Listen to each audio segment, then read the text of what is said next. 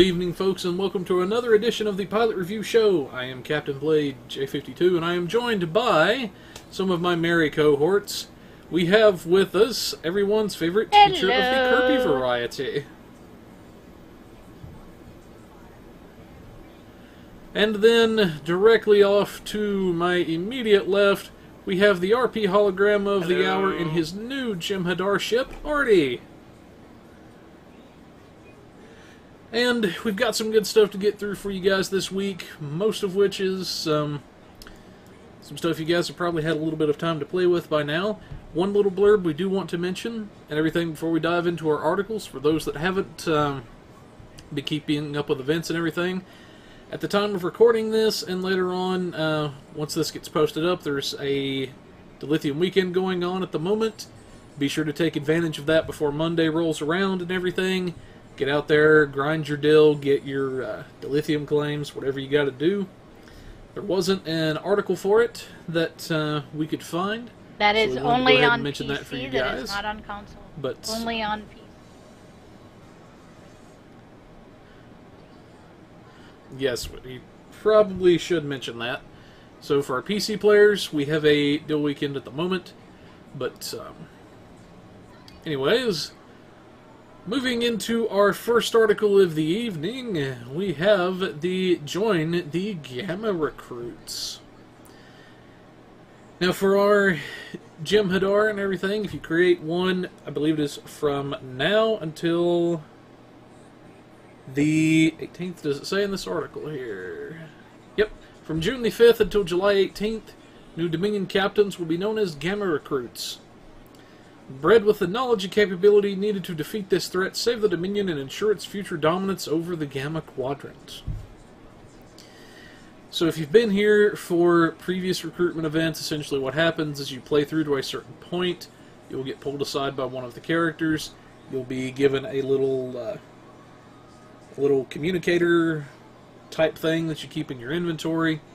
As you complete certain challenges, you go in there and you can claim various marks, various little nice oddities and everything, and get yourself some nice stuff for yourself and your account. But a few unique rewards that they talk about here in the article is reach level 4 in any 6 duty officer commendation categories. You'll get an epic Jem'Hadar Warfare Specialist DOF. Reach level 10 in any 3 Admiralty campaigns, you'll get an Admiralty assignment slot, plus Odo's flagship as an Admiralty. Spend a total of 90 specialization points, you'll get improved secondary specialization traits, such as improved demolition teams, arrest, and unconventional tactics. There's actually quite a few little good rewards that they give us this go-around. I But thoroughly am thoughts from our enjoying panel. the Gamma Recruit stuff. Like, it's a real good stepping stone because the characters are already like on par with a lot of endgame stuff, and this is just now catching you up to like all the reps and stuff like that. Like, if you do just the simple story ones and whatnot, you get marks for those other reputations you haven't done yet. And quite a few of the other rewards give you marks, extra gear, dilithium, all the other stuff that you really need to catch up on upgrading your gear. But there hasn't been a downside with it yet. I think the only gripe people have had is that you have to wait 20 hours, playing the character for 20 hours to get the Join the Fleet reward. But yeah, it's not really a downside. You're already going to be playing the character, right?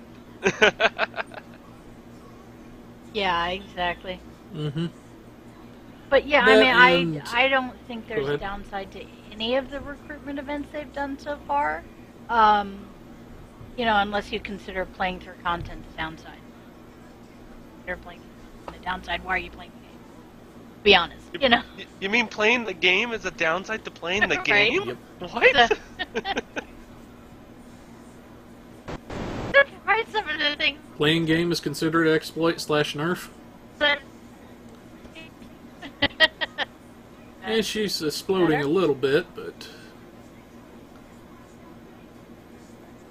Okay. I'm going to call that a one-off but glitch at the in all moment. But yeah, a seriousness, little better for the moment. yeah, there's really not a downside to any of the recruitments other than they're for limited time. So make your Jem'Hadar tune now while you got the chance so that you can unlock the rewards for your account, and don't forget that you do unlock rewards for your entire account. Not to mention... So, yeah. Yeah, not to mention that you can just make the character now, as long as it's counted as a Gamma recruit, it doesn't, stop being a Gamma recruit, like the other recruitment stuff. Mm-hmm. So, there you go. Yep.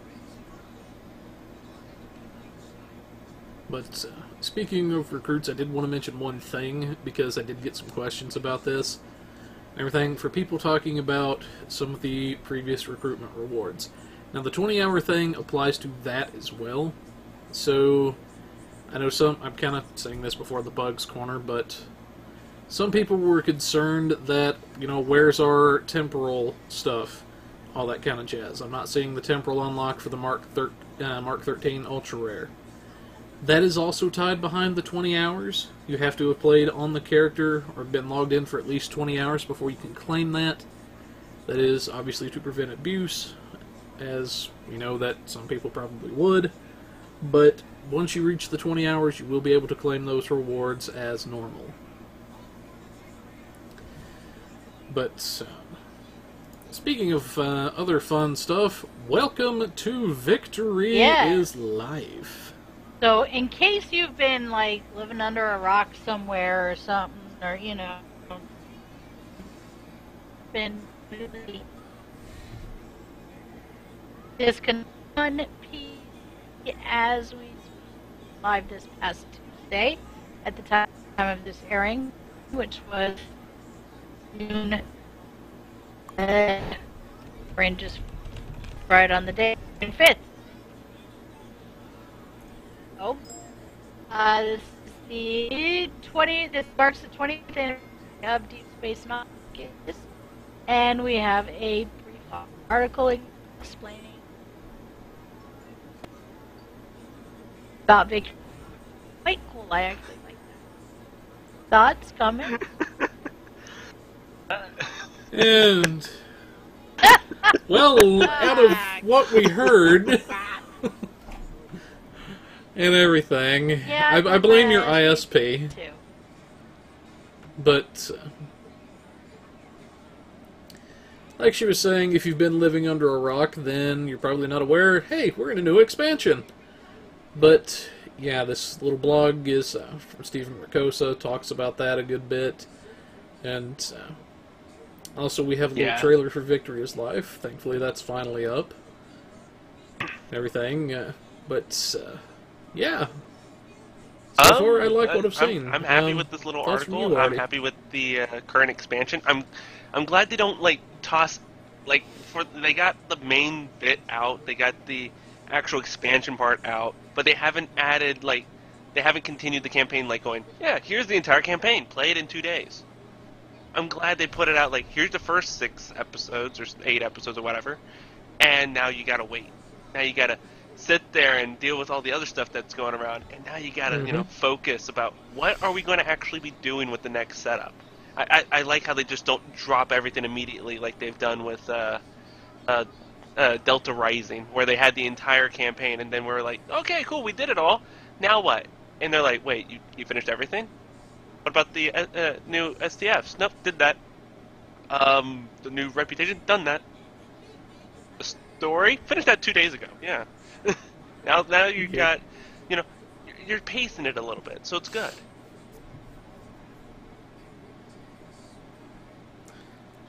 So far, my favorite part, and I can say this without giving away spoilers for anybody that doesn't know, but I'm going to say one word, Artie, and you're going to know exactly what I'm talking about, and this has been one of my favorite moments so far. Slow clap. Yep. And that is something that character would do. But, yeah, I want to try to give us a crack at some of your thoughts, Kirby, assuming your mic doesn't blow up. My mic doesn't blow up, yes. So, no, I mean, I'm enjoying it. I really like the episodes, especially the Ferengi-centered episode. That was hilarious. Yeah. It's the only episode I ever really replayed. But yeah, and I'm slowly releasing my playthroughs, but yeah, you'll definitely hear you know, and I was all caught up in, so it was really good. I loved every second of it. Yeah.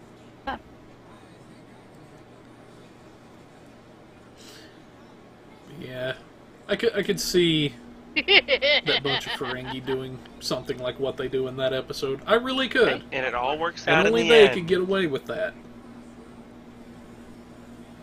Mm-hmm.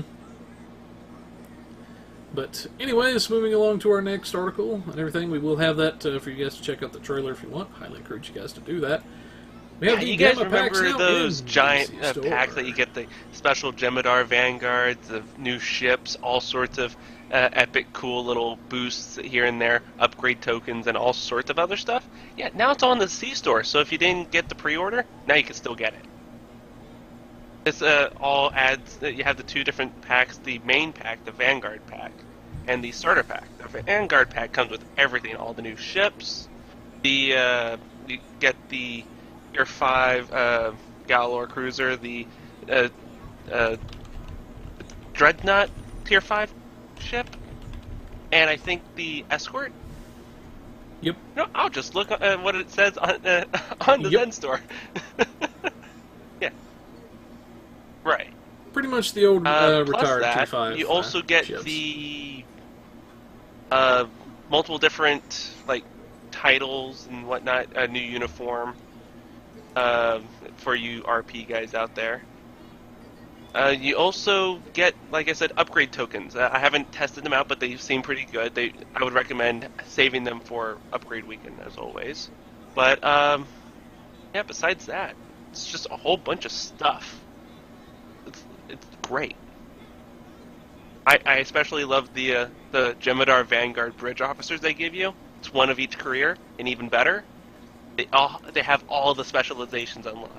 So you can just, oh, I wanted this guy to be an intelligence officer. Well, look no further. You can turn him into one easily. Just click of a button. Perfect. Yep. And those buffs, I do have to say, they move. I believe I've actually said this a couple of times on air now, but through triple testing, through getting to test them out here, actually on holodeck now, they move like something straight out of a Tom Clancy game, and they've got the power to back it up too. So, oh yeah, those buffs are nasty in ground combat. But yeah, I might as well mention the price.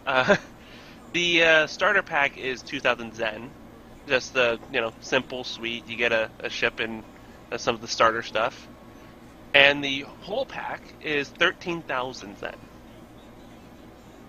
No, it is 1,300 Zen. My bad. Yep. 1,300 or 13? No, 13,000. My bad, 13,000. Right. I was right. My bad. I'm missing zeros.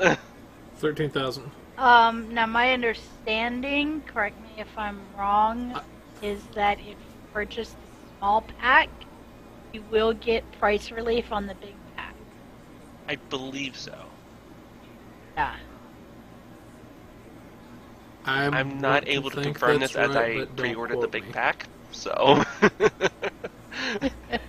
And I haven't gotten the. I did too. I haven't gotten the. Wait, already bought the big pack? Oh my god! Pack, and yeah. I just want to get the whole thing at once. But yeah, so if you absolutely can't wait, I have heard many times over that buying of the big pack and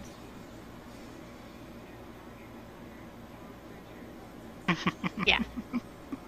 Yeah, what you said. Anyway.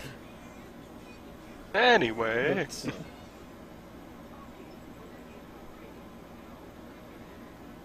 one of the guys in chat is saying that it mentions in the description about cutting 2,000 off the big pack. And thank you, sir, for posting that, or madam. Don't know what you are out there, but also can't read your name either because it's like a really bright green text for me at the time of recording. But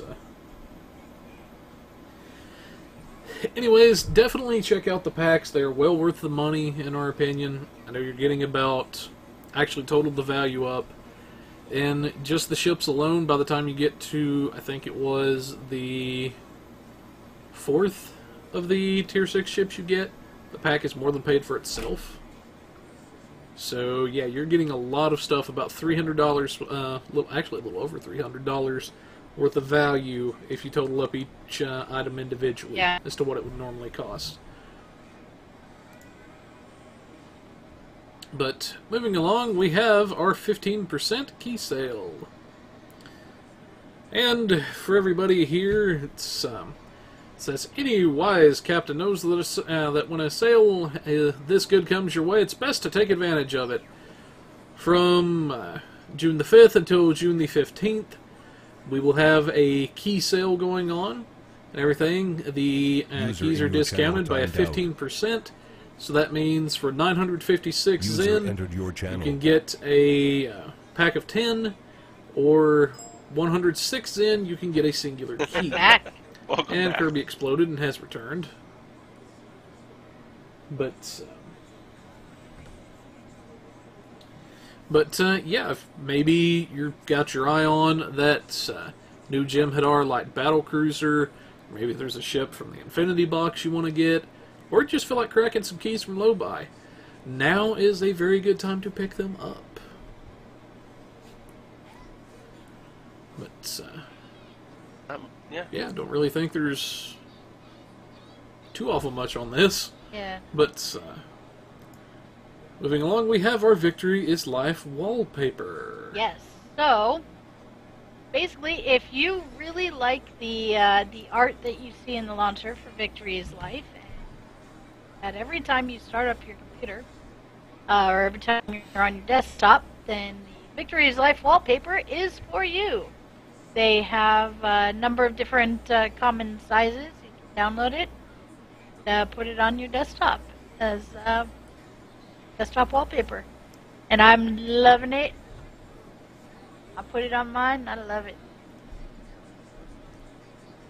I will say it's misleading, but that's just me and I can't spoil anything, so I'll just leave it at that.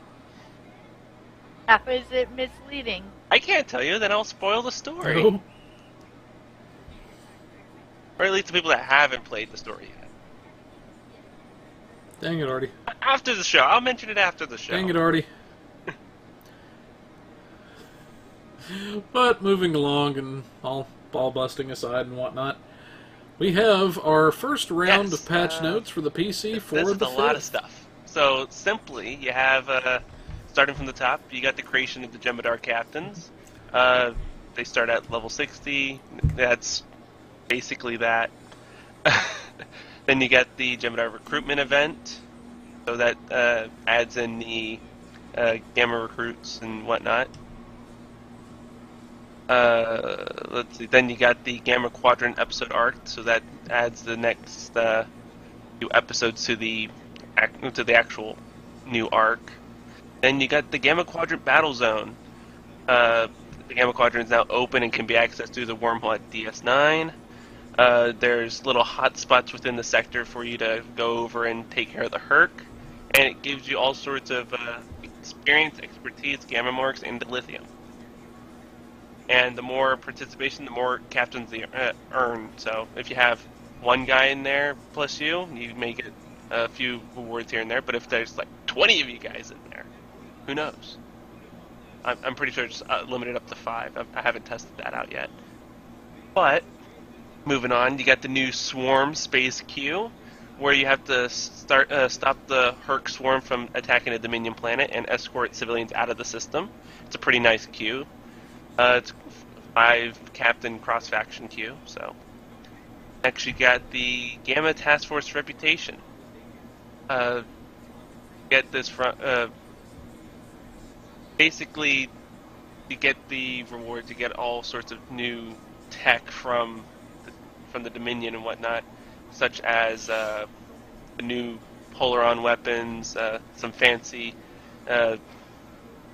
fields and warp cores, which, funny enough, the new reputation, you start out after getting tier 1, you get the warp core first instead of the console, so that's something new. Yeah, that is new. Alright, moving on. You got the new level cap to 65, not too shabby. You don't get a new rank up, so it's not some super Fleet Admiral or anything out there. It's just, Fleet Admiral continued. Yeah. You get extra civilization points as well as some new rewards, which is in that little there. Now you got Able Cardassians. They are, faction specific, so you have your Federation Cardassian, your Klingon Cardassian. They're not their own faction like the Jem'Hadar or the Romulans, so. Yeah. Talk about keeping up with Cardassians. You knew it was coming. Moving on, we have the new DS9 social zone, so it's completely redone. You might have seen videos and images. You can have the Promenade and Quirks all in one map now. You don't have it in two different maps. You have plenty of new NPCs to meet along the way. Ops has been slightly redone here and there, but yeah. Moving on to General. The standard episodes in the episode journal no longer have a cooldown of 30 minutes to replay. The cooldown is now 10 seconds, so that's pretty nice. Yay! Now I don't have to, Yes, please. grind for hours on end. I could just grind for like 30 minutes, be fine. This, Speaking of grind, just to grind the gears of a certain viewer out there. Yeah. No, so what is Not that I the enjoy next that or nightmare? anything. Well, I just cracked open a Pepsi, and I also have Reese's Cups and Starburst.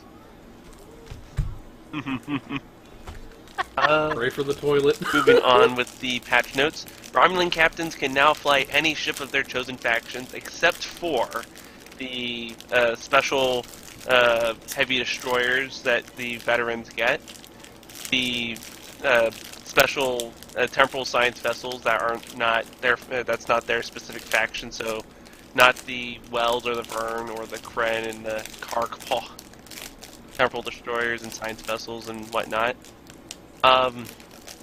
They cannot get any of the command assault cruisers, so no Sovereign for the Romulan. They cannot get the NX escort refit, no prototype dreadnought, no temporal heavy dreadnought cruiser tier 6, so they're not going to fly around in a universe class. No temporal light cruiser. The Romulans cannot get the D7 or the D9. Also, they cannot get the Klingon heavy dreadnought battlecruiser, the Durgoth. As well as not having access, not able to get the Kelvin Timeline D4X Bird of Prey, the Heavy Command Cruiser, or the Intel Dreadnought. So, yeah, they're not going to be running around with vengeances all over the place. The Jem'Hadar attack ship has had a huge overhaul, so it looks as it appears in DS9, which beautifully done. The Jem'Hadar Dreadnought carrier has also had a great overhaul, which also looks great. This is a free upgrade to all players already in possession of this ship. Resolved an issue which made it so players could not always skip to higher story arcs even when at appropriate level. I'm glad they fixed that. That helps us go into specific missions now. The Amari Freighter Bridge, contacts for the Duty Officer console and Small Craft Selector are no longer exclusive. Added a VO that was missing in the Federation tutorial.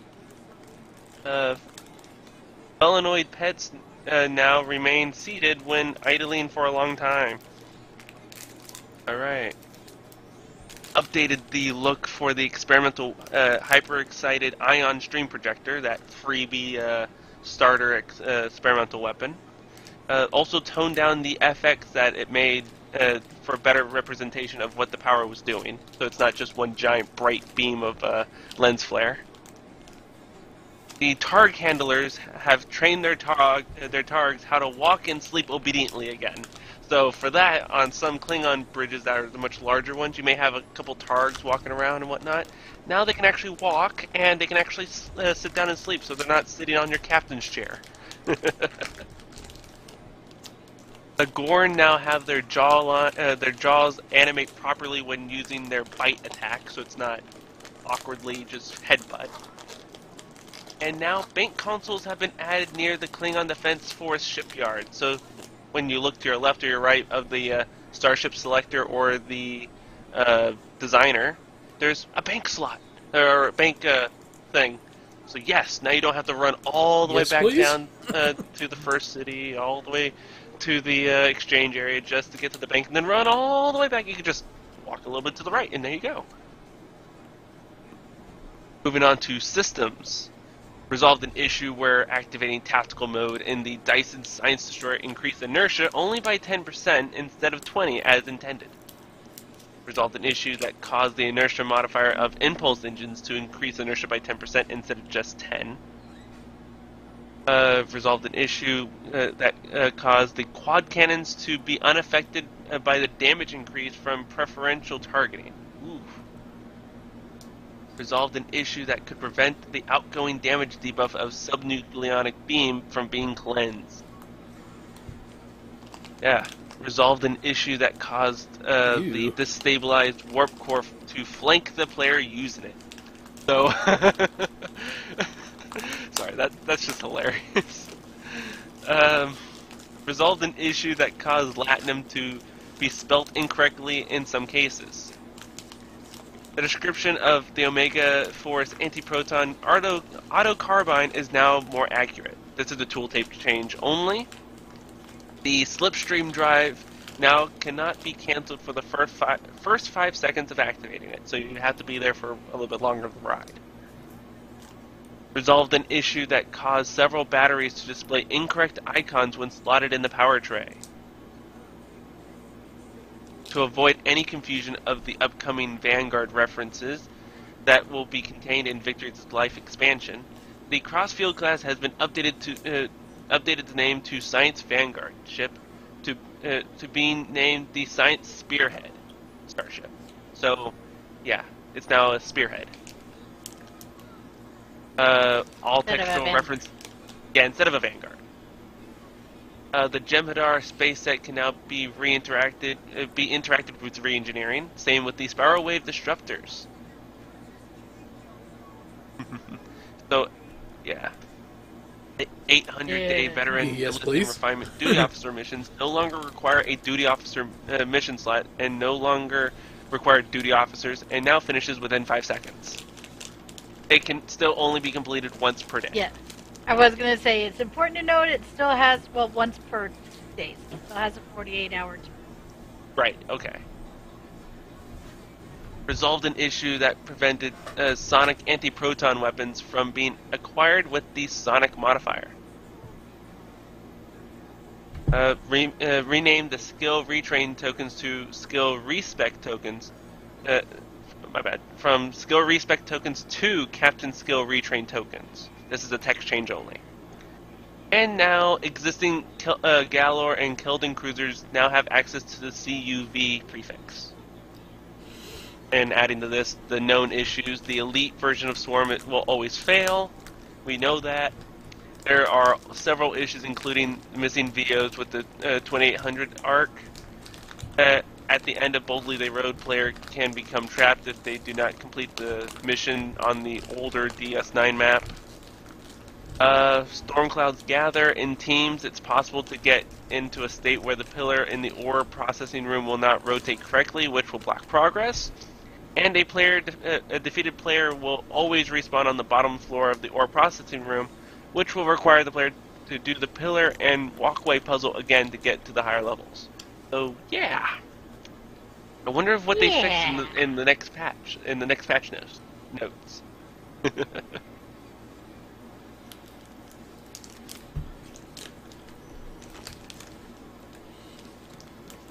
Quite a bit of interesting. But, yeah, so those of us out there that enjoy our spiral waves, yeah, we can now re-engineer them puppies. Ultimate people.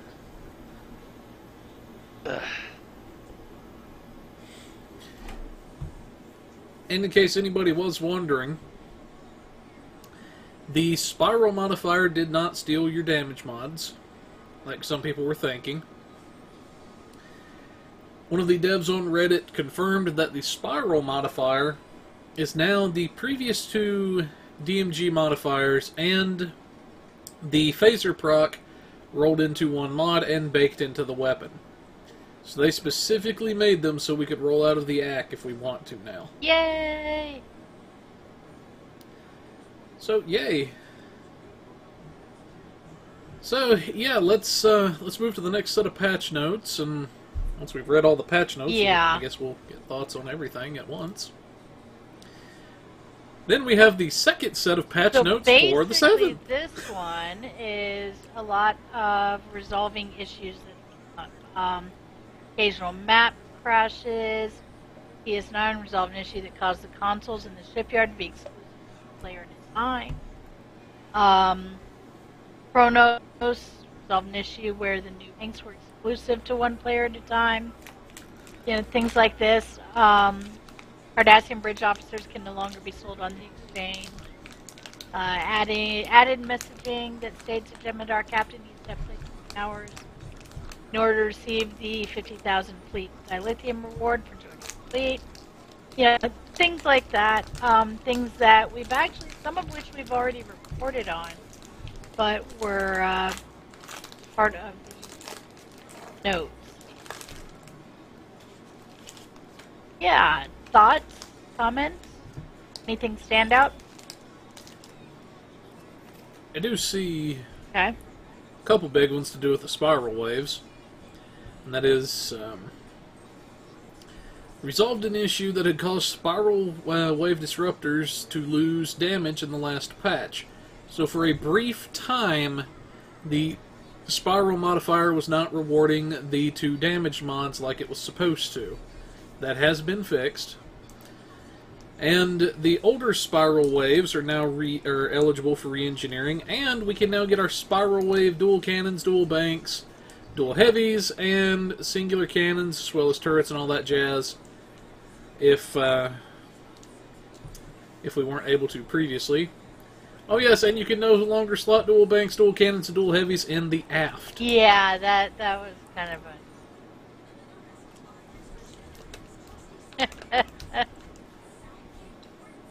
But, yeah, they also resolved an issue where the Ferengi Admiralty was not counting for a Gamma Recruit Admiralty test. That does count now. So, that, and the Bridge Officer Jem'Hadar Vanguard Engineered Super Space Trait now functions correctly. You know, so things like that. Things like that. Yeah, I see the one where it's they fixed the Swarm Elite, so we don't have to worry about that now. As well as resolved an issue that caused the search to always reward gear at Mark II. That was fun. Yeah. I know, right? Which was good if you wanted to upgrade, but you know. But yeah.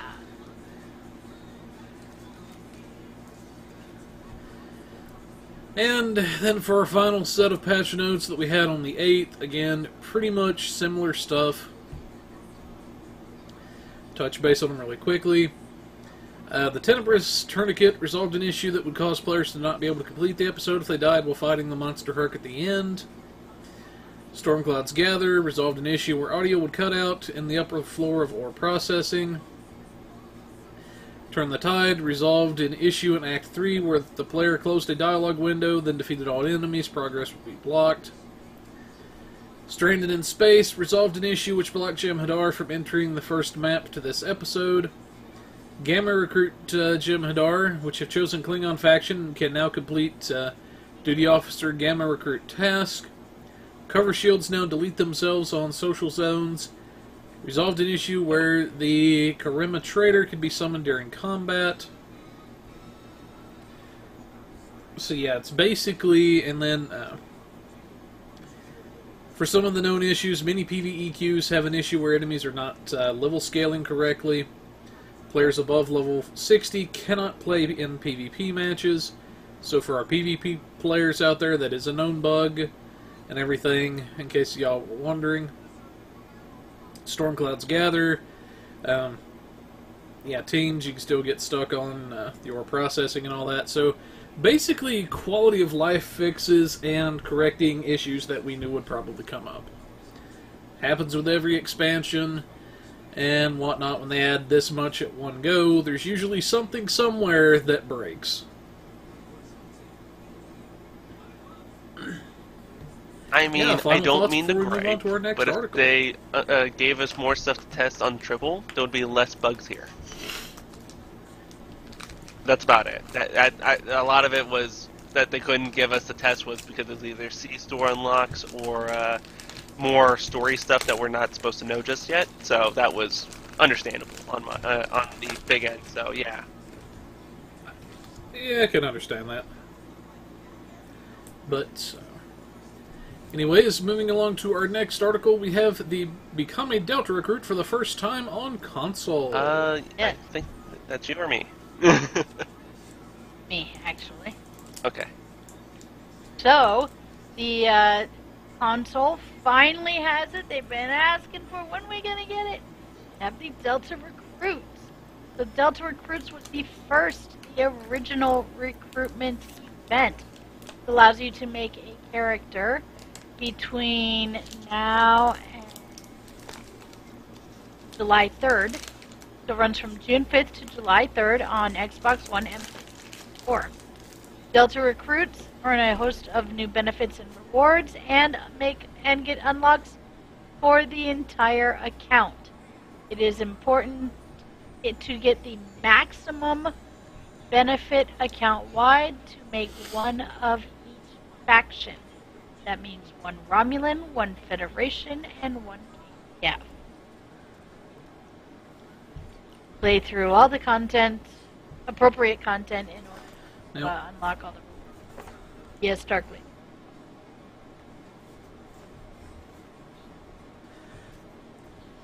One thing we should note, for those of you that hear me yak about it in the budget builds all the time, this is the event that gives you that temporal negotiator.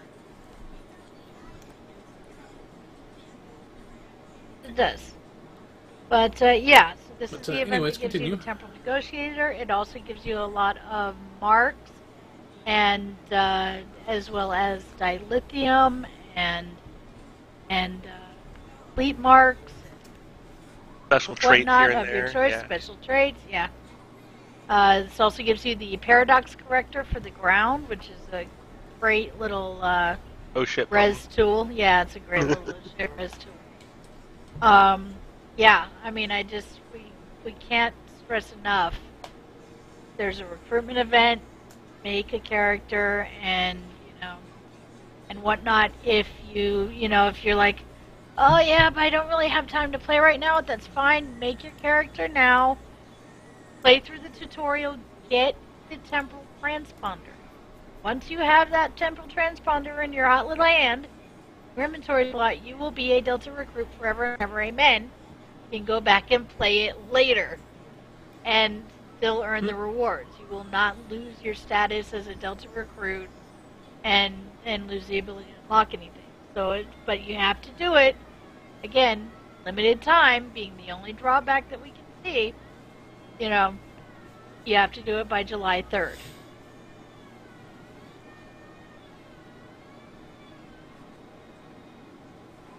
Like I said, for maximum benefit, one of each faction. One Romulan, one Fed, one Geek.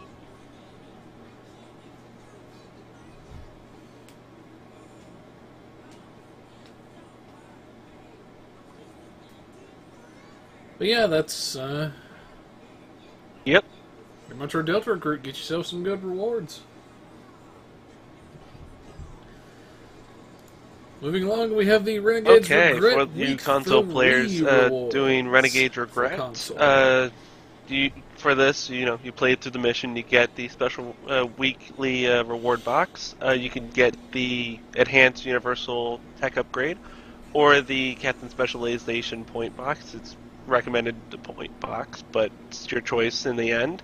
Along with that, you get a new weapon, the Draconin Ceremonial Polearm. That has been recovered from the blasted ruins of Draconis. that absorbs a large amount of protomatter radiation, which may inflict additional wounds upon the enemies when wielded. It has a variety of strikes when used in a combination series. So, yeah, this is a new melee weapon that works more or less like the Lurpa or the Batleth, and it causes all sorts of weapons. I believe it also works with re-engineering. I don't know if they have re-engineering over there, though. Okay, but I think it works with re-engineering. So, it's a pretty nice little weapon. Had the little Starfleet insignia at the end of it. It's a pretty heavy hitter. It's nice.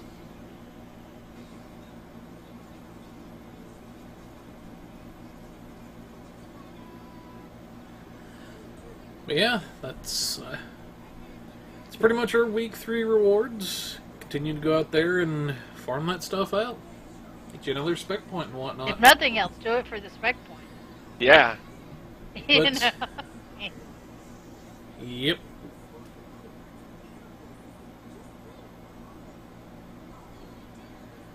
But anyways, moving along, we have our upgrade weekend for the console players.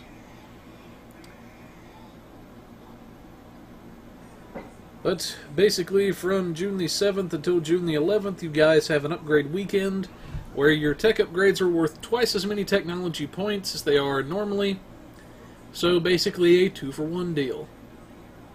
If you've got a piece of gear you've been looking to upgrade for a while, maybe it's a beam or a shield or whatever it is, this is the best time to do that. Now it should be noted, as we do with all upgrade weekends, that this will not affect the ultimate tech upgrades. Reason being is because the ultimate tech upgrades automatically take an item to its highest rarity and quality state, so there is no need for it to apply to them. But yeah.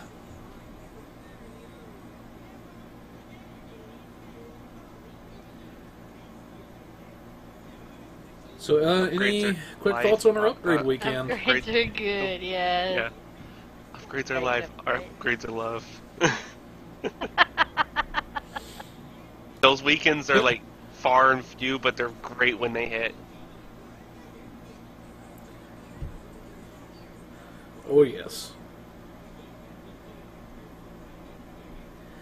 But anyways, that's what we have for our articles this evening. Moving right along, we have our budget build. Now for our budget build of the evening, we have a bare bones Jem'Hadar Vanguard carrier. Now, we wanted to do this from the perspective of a Jem'Hadar captain. You know, maybe you've purchased the pack, you're getting ready to move on from your bug ship, and this is the ship you want to move into. So, what in the world can you possibly do to put together a ship on a budget? Well, thankfully, although this looks like a lot of high-end stuff, or higher-end stuff, most of it is going to come from your bug ships, believe it or not. Now we have our Jem'Hadar shields or engines and our deflector. This is actually going to come off of your bug ship if you're a Jem'Hadar captain. So you're going to get this at the Mark 12 variety, and it can now be re-engineered. So the stats you're seeing on there now, you can actually re-roll to better tailor the set to your own needs. Then, for the warp core, the set does not come with a warp core, so we have to source one out.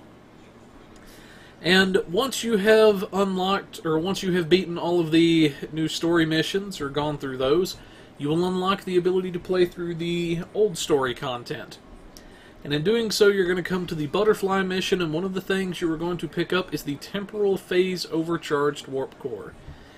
Now, if you're needing just a singular warp core, on the budget end, this is a very hard core to beat. This is why a lot of the time it's featured in our budget builds, is because it is such a potent warp core to use. Now, for this particular warp core, it basically has a Temporal Negotiator as its capacitor effect.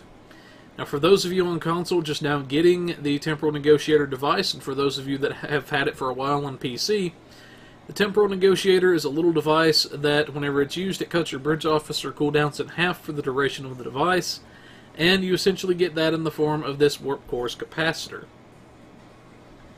So, very, very hard to beat this core on the free end, in my personal opinion.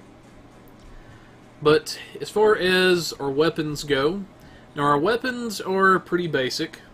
Now, if you want something with a little bit better mods, and you don't necessarily want to worry about re-engineering it, you do get one beam off of your bug ship that would need to be re-engineered. Otherwise, you can get the Crit D ×2 DMG Polaron beams from the Stormcloud's Gather mission. Very easy mission in the Gamma arc. And then your Omni beam in the back of the ship actually comes with your bug ship, so you'll automatically have one of those starting out, which is going to save you a nice little chunk of EC. Then for our other weapons, we have the Chronometric Polaron set, which is going to come from the Time and Tide mission, and is where our second Omni beam is going to come from. And the Polaron set, the Chronometric, actually gives some nice set bonuses, as does the Jem'Hadar set itself. We're going to take a look at those set bonuses in just a minute. Now for our devices, you do have 3 device slots on the ship. We usually like to think of devices as personal preference, but there are a couple, well, one main device in particular we will always recommend to people because it's easy to obtain from the story, and that is the Subspace Field Modulator device that comes from the Skirmish mission. This particular device, whenever you use it, will essentially give a free neutronium's worth of resistance while it is active. Now the downside to it is it does debuff you for a minus 400 protonic damage resist rating. Now there's not a lot of enemies that use protonic damage, but it is something to be aware of. Some other devices that you guys might enjoy would be something like weapon batteries, maybe, the some armor catalyst, Gemini hardpoints, energy amplifiers. Just kind of depends on what you're going for, really. Now for our consoles, we have a 2 engineering, 5 science, and 4 tactical console layout, and 2 hangar bays, of course. Now for our engineering consoles, one of the ones we did pick up is a Trillium D plating from the Ragnarok mission. Now, you might be wondering, why didn't we move the neutronium over from our bug ship? And in this particular case, that is a valid question. But in this instance, the Trillium D plating is basically a neutronium armor and a field generator for your shields slammed into one thing.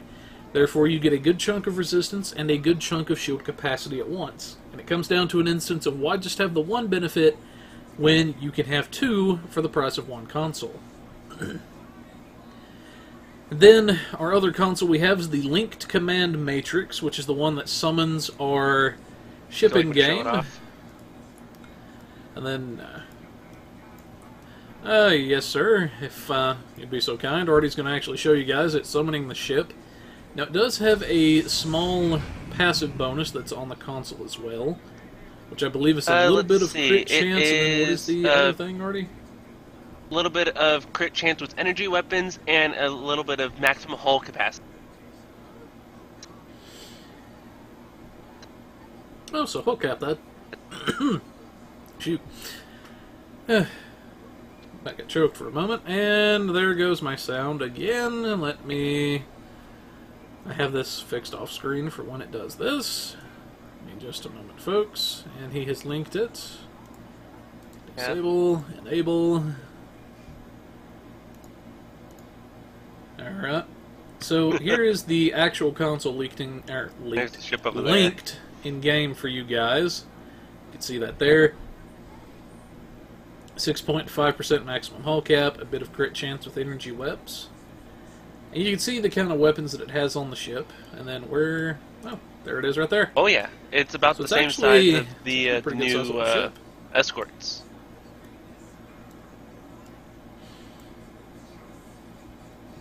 Sweet. But yeah, that console is actually going to come with the ship, so you don't have to worry about that.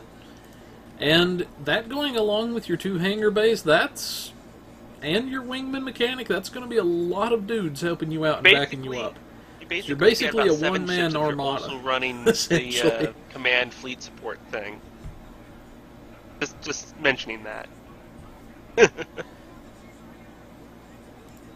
Yeah, it gets pretty nasty at times.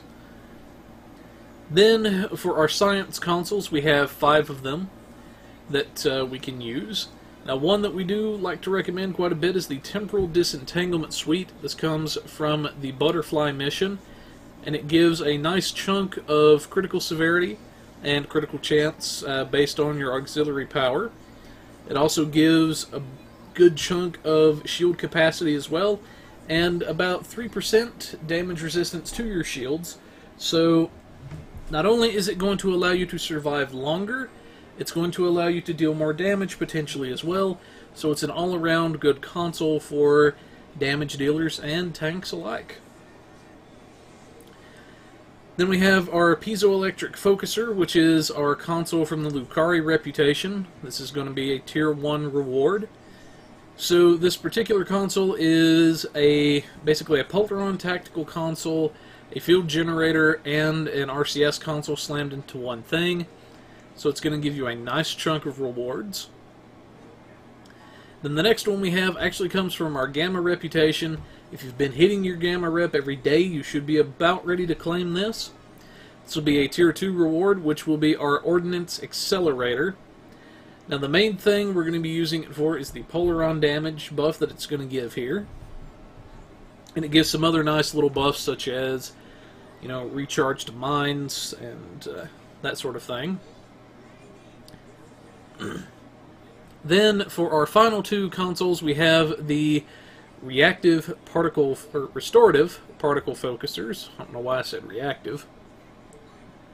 And these come from your fleet's research lab. These are the Drain X EPG variety. The Drain X is going to buff the drain from our Polarons.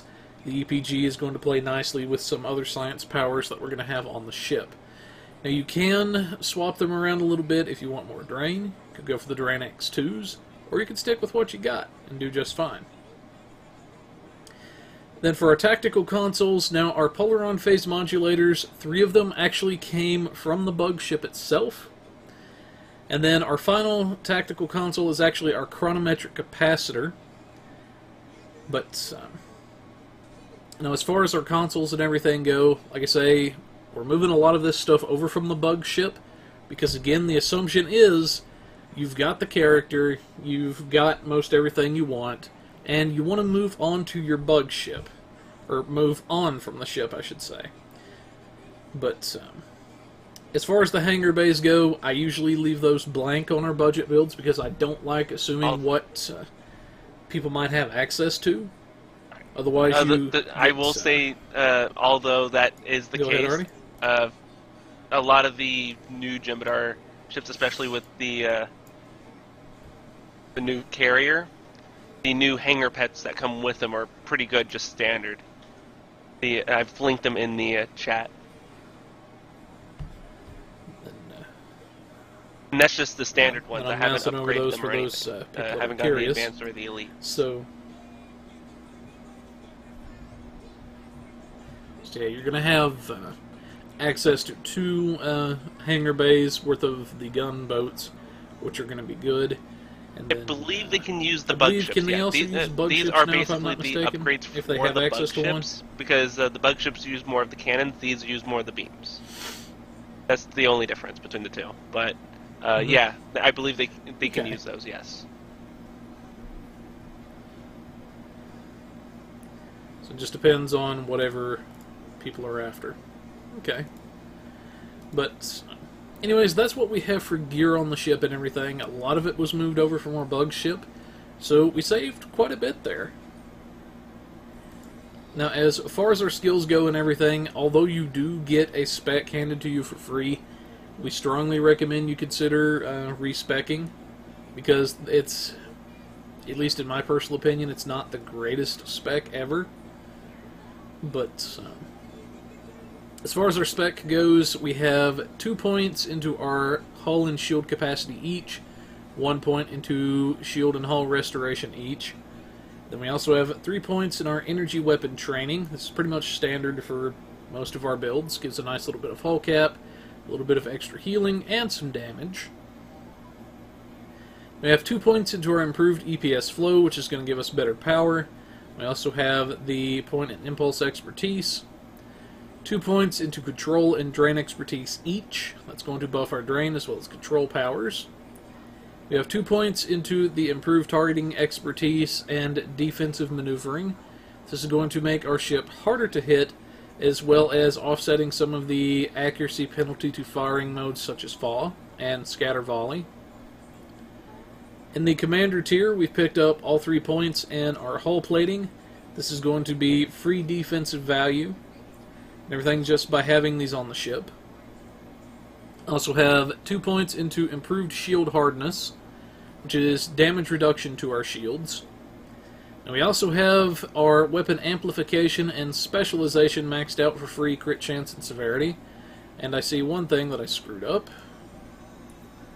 on the build. I have since corrected. It is a very minor thing, but still there. Then we have a point into defensive maneuvering and offensive... defensive maneuvering. Defensive subsystem tuning and offensive subsystem tuning. If one wishes, you could have further picked up additional power in the respective subsystem. Now, getting into the science, Kirby's going to see what I mean here in just a second. Now, it shows, for them anyway, it's 2 points into the EPG. For them, I had accidentally saved it as only 2 points in target sensors when it's supposed to be 3. Slight little miscalculation, but that will be corrected in the additional notes. So you're supposed to have 3 points in your long-range target sensors, which is going to reduce your weapon drop-off penalty. Then, for the tactical side of things, you have your choice of either hull pin or shield pin, and you can make arguments for either one. As long as you have at least one of these, you're going to be doing good and everything. But for this particular build, we've gone with hull pin. Now, on our Admiral tier, we have a point in Warp Core Potential. That's going to be additional free power. Now, because this is a carrier and everything that we're going for, we have all 3 points in the different types of coordination protocols, which is the base coordination protocols, then defensive and offensive coordination, which is going to make our pets a lot stronger. And then there's only supposed to be 1 point in tactical readiness versus 2. That's the screw up. But that's what we have as far as that goes. Now, as far as specializations go, this was built from the perspective of a tactical officer.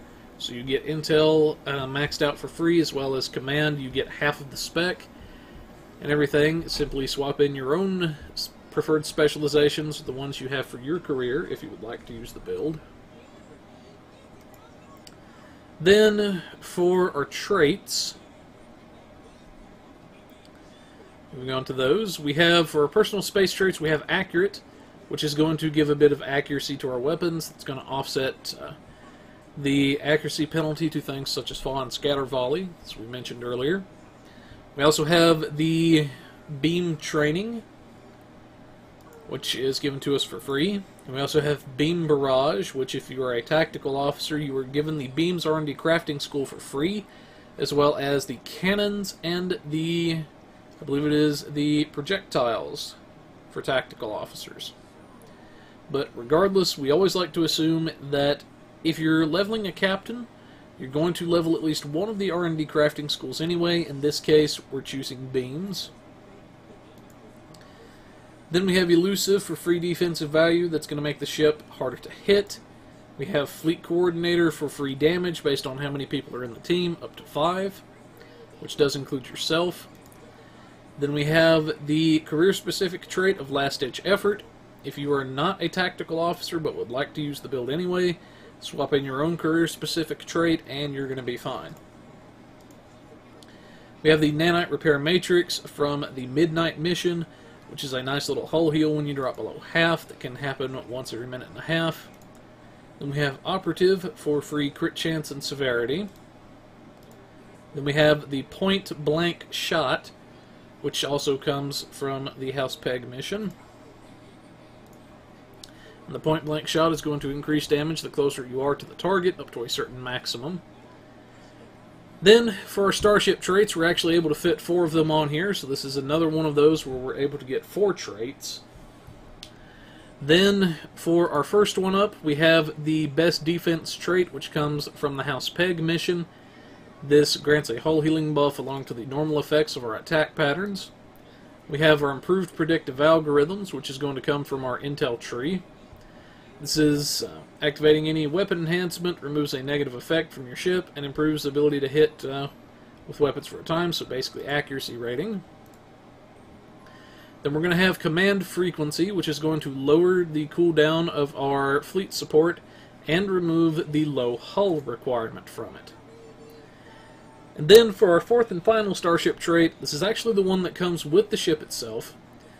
Activation of mask energy signature or any intel bridge officer ability will grant your hangar pets a large amount of stealth, as well as significantly reducing threat generation for a short time. Hangar pets do not break stealth even while they are attacking.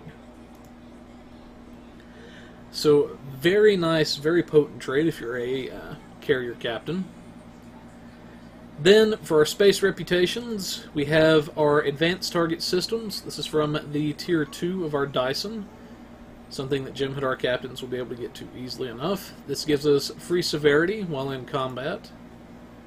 Then we get free critical hit chance from precision. Then we get our... Whoops, clicked on the wrong box. We have our enhanced sensors. This is going to, whenever we activate a captain power, this is going to give a nice increase to the effectiveness of drain powers and I believe control powers as well. So, very potent ability from our new Gamma Rep. And then finally, we're going to have our Aux Power Offense from our Nukara Rep. This is going to boost our damage based on Aux Power and our accuracy. If you don't have access to that one yet, a good alternative I might recommend is the Chronocapacitor Arrays.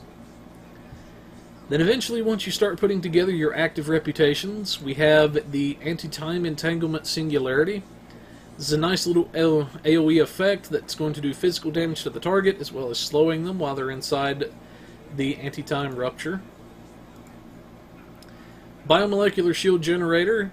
This is the little green ball you see people use in ISA and other maps a lot. It's going to buff shield regeneration while people are inside them, give a little bit of an instant heal, and it's also going to reduce the damage taken by anybody within the immediate area to the shields. Then we have our Deploy Sensor Interference platform, which is going to come from our Iconian reputation. This is a nice little "oh crap, I'm going to die" button. Basically, you poof up a little sensor platform that is going to taunt enemies to itself, and it's going to stay active until it dies, or its duration runs out, whichever of those two happens first. Finally, we have our Quantum Singularity Manipulation. This is a power that increases our science stats by plus 100 for the duration, as well as granting a temporary cloak effect.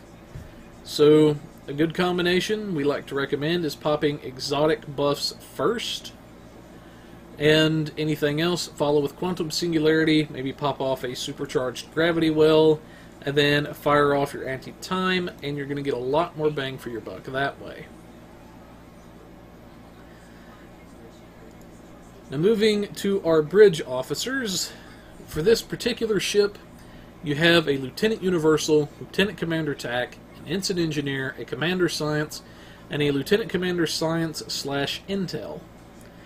Now for our Ensign Engineering, we went with a Engineering Team 1, or not Engineering Team 1, but a Emergency to Weapons. I'm getting confused with our other seat already. So Emergency to Weapons 1, and then on our Lieutenant Universal, we made that an Engineering seat. We have our Engineering Team 1 and our Reverse Shield Polarity 1. This is going to give a bit of hull healing in the pinch, as well as, in Reverse Shield's case, recharge our shields based on incoming damage. Then for our Lieutenant Commander Tactical, we have the Tactical Team, which is going to automatically redistribute our shields, as well as giving other very nice buffs and purging boarding parties. We have our attack pattern beta, which is going to debuff enemies that are afflicted by it. Then we also have our fall 3, which is going to allow us to smack anything within range with a beam, and it's going to do pretty good damage-wise. Now for our Commander Science seat, we have a Hazard Emitters 1. This is going to purge certain debuffs like the Borg Plasma Fires and similar types of effects, as well as granting a heal over time. Then we have our Charged Particle Burst, which is a nice AoE drain effect that is really good at zapping shields with higher Drain X. Everything. You can use that to strip a lot of enemies at once. Then we have our Destabilized Resonance Beam, which is a nice little beam that does a good chunk of AoE damage to anybody caught in it. And then finally we have our Gravity Well 3. Nice little control power, can be buffed up to do a lot of exotic-based damage. Then finally on our Lieutenant Commander Intel / Science, we have a Transfer Shield Strength 1. This is going to allow us to recharge our shields a little bit. Then we have our Science Team 2. This is also going to recharge our shields a little bit, as well as purging certain pesky little debuffs like a subnucleonic based effect. And then finally we have our Override Subsystem Safeties 3. So for these particular powers and everything, we tried to go towards the damage side of things a good bit, but not gimp you in survival as well. And keep in mind, your OSS will also allow you to take advantage of your ship's trait. But anyways, I like comments, the build. thoughts It's from very the panel. simple. It's straightforward. I'm basically already running it. Yeah, it's very elegant and how easy it's gonna be. Yeah.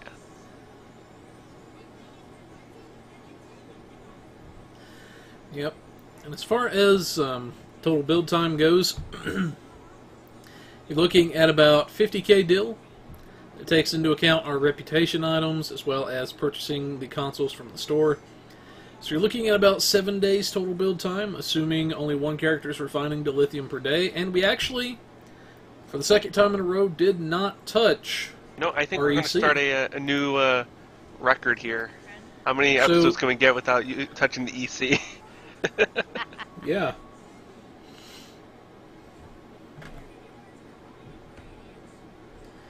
So yeah, and this is just using a lot of the stuff that they give you through missions and everything. This is just picking up stuff you can get through missions. This is moving stuff over that you had on the bug ship. So you can get pretty far without having to touch our EC or anything. And let me actually save that change. The updated skill tree, and there we go. Yep. Otherwise, I will forget. Yep, And these don't guys forget. can vouch for that. Now for, really quickly, some of the bugs I did want to mention in the buggy corner. I've had a lot of people aggravating me about the Dyson Zone stuff, asking when's that going to be fixed, when's that going to be fixed. It seems a lot of fixes did actually go in within one of the recent patches. I have had some people say they're still having issues with bridge officers not firing their weapons still. Whatnot. If you guys are seeing that still, do let me know. I will pass it along to them so they can take a look at it. Because the devs, they don't like bugs any more than you or I do, and they want to get stuff fixed as quickly as they can. But another thing I did want to mention for our Vanguard players out there, our Vanguard Jem'Hadar. If you are a Vanguard Jem'Hadar player, the reason that you cannot claim reputations or reputation sponsorships in anything but the Gamma Rep is because if you are a Vanguard player, all of your reputations start out already sponsored.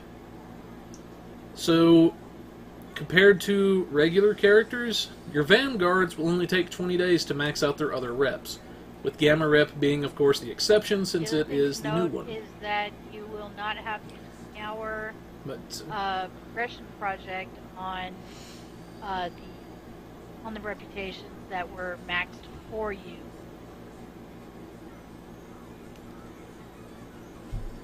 Yes. So, that is, I'm glad she brought that up. That is another thing to keep in mind.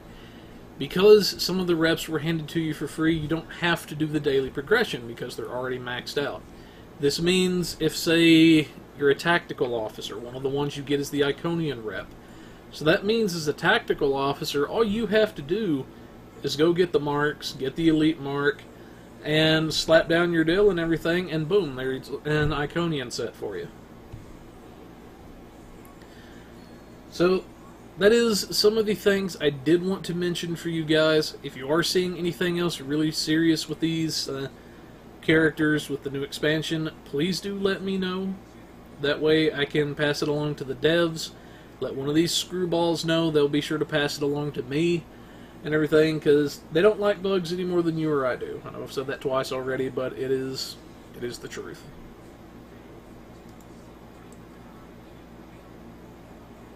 Is Kirby trying to talk, or is my sound screwed again?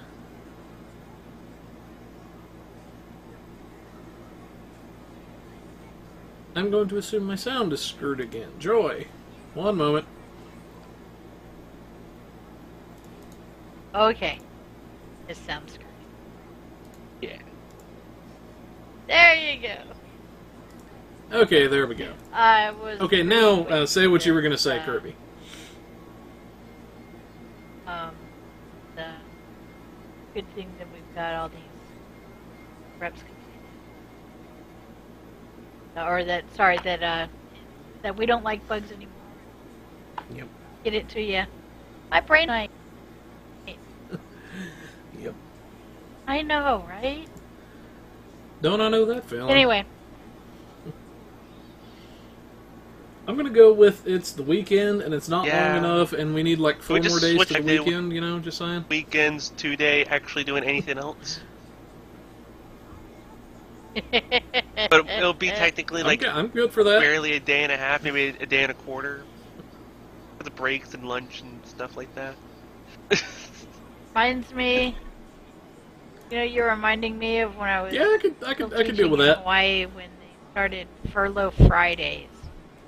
For like an entire quarter, we actually had school only like 2 Fridays, and those 2 weeks, they weren't 2 weeks in a row, but those 2 weeks were like, oh my god, how did we ever do an actual 5-day week?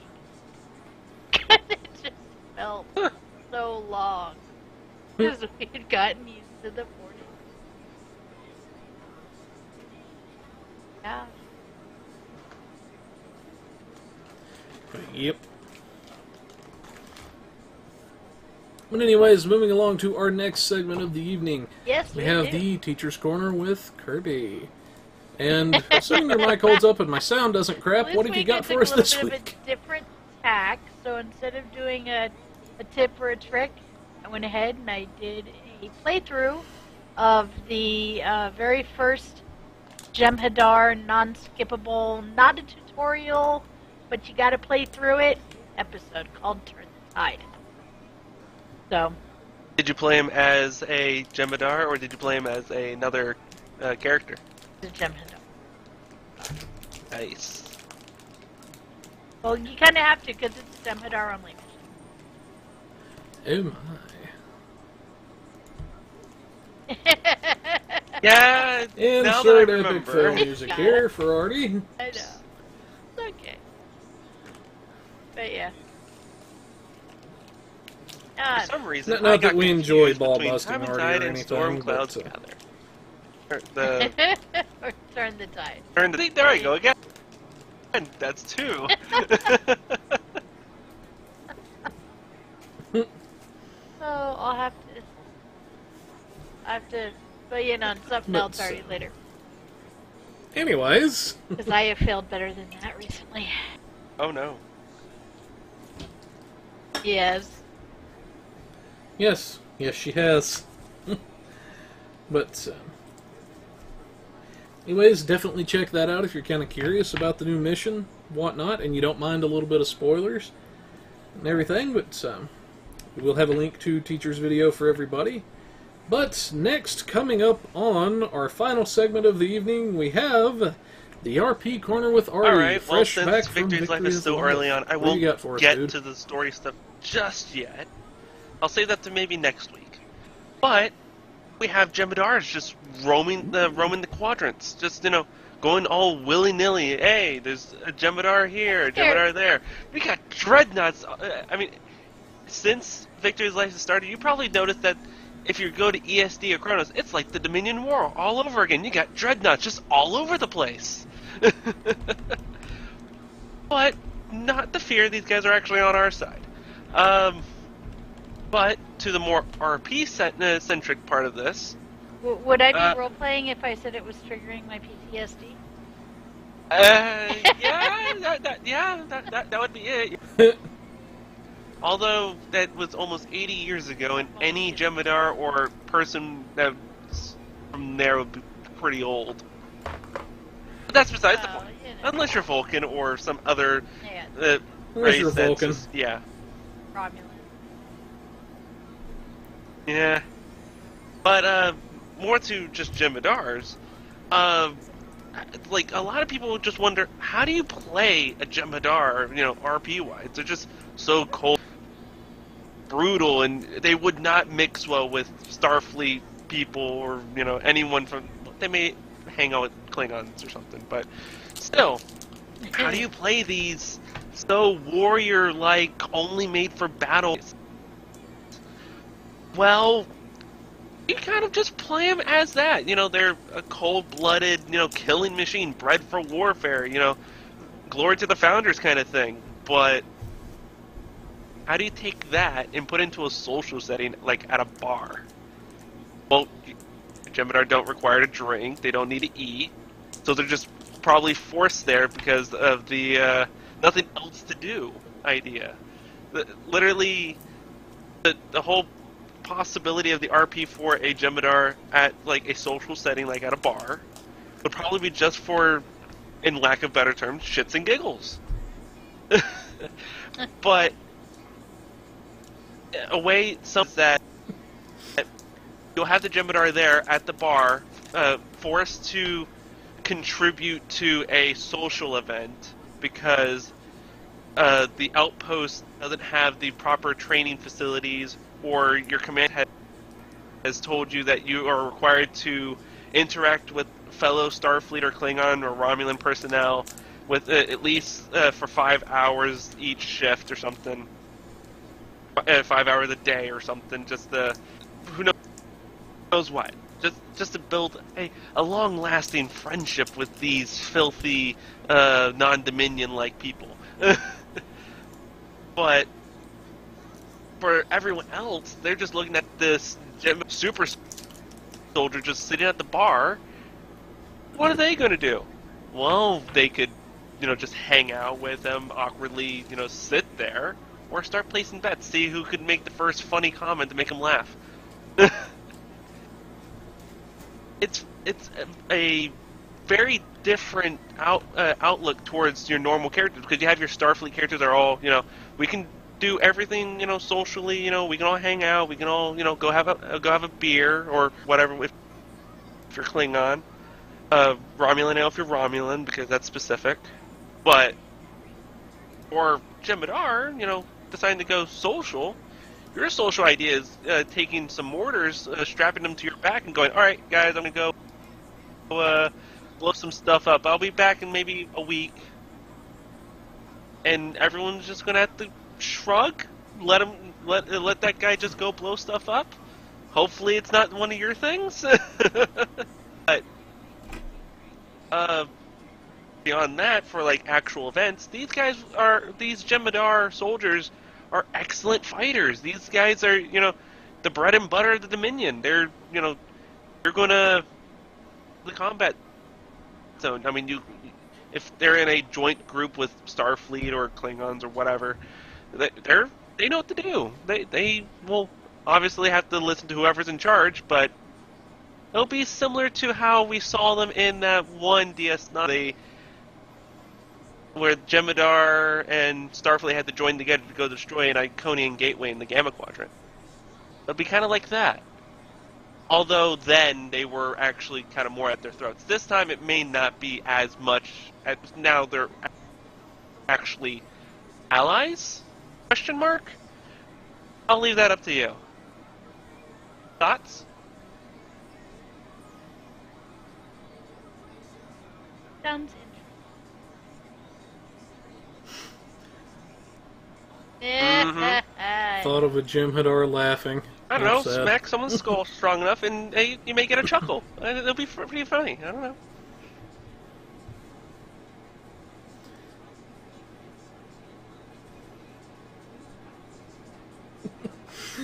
Oh, Lord. But yeah.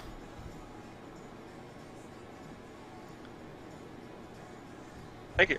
Anyways, another good RP corner as always, good sir. We'll have his notes in the notes at the end of this, so guys can kind of check that out and whatnot. But anyways, that's what we have for a show this evening. Hope you guys have enjoyed it and everything, and enjoyed some of the articles. Like we said, do let us know if there are any bugs you come across. We want to fix them as much as the devs do. That's why we want to get things passed along as quickly as we can. But anyways, a good shout out to our friends over at the Temporal Armada. Be sure to check out their program and everything. You will enjoy that. They usually have a good selection of stuff going down. Also, another shout out to our good friends over at the Kurtang Pirate Radio. If I can bring their little logo up. And apparently my photo crashed. But anyway, yeah. Wait. Imagine Nope. the photo is here. Nope. Ah, crap. Bring out the RP in Yeah, just you. imagine the photo is there. But, anyways. Yeah. Be sure to check those guys out. They always have a good variety of music and everything streaming. Everything. But, party is definitely there. But, if you've got any requests for the budget builds, please let us know. We do take requests. Let us know, hey, this is what I'm looking for. This is my faction. I'm looking for more of a mid-range or a bare bones or a higher-end build. Let us know. We'll be sure to help you out and everything and hook you up with a build. If you've got, if you think your build is in order, and you think if you could just learn to fly the ship a little bit better, or if you could learn to get to a certain spot a little better in a mission, whatever it is, feel free to get a brief little video of your piloting, send that to us through YouTube or some way, and we'll check that out for you. Help you out with your piloting as well. After all, we are the Pilot Review Show. If you've got any requests for the Teacher's Corner, maybe there's just something you don't really get in-game, or whatever it is, and she might do a video over your request. If you got anything for the RP Corner, let Artie know. He does take requests on that. Maybe it's just how a GM might approach a certain event or deal with a certain character, whatever it is, and he might just talk about it on camera.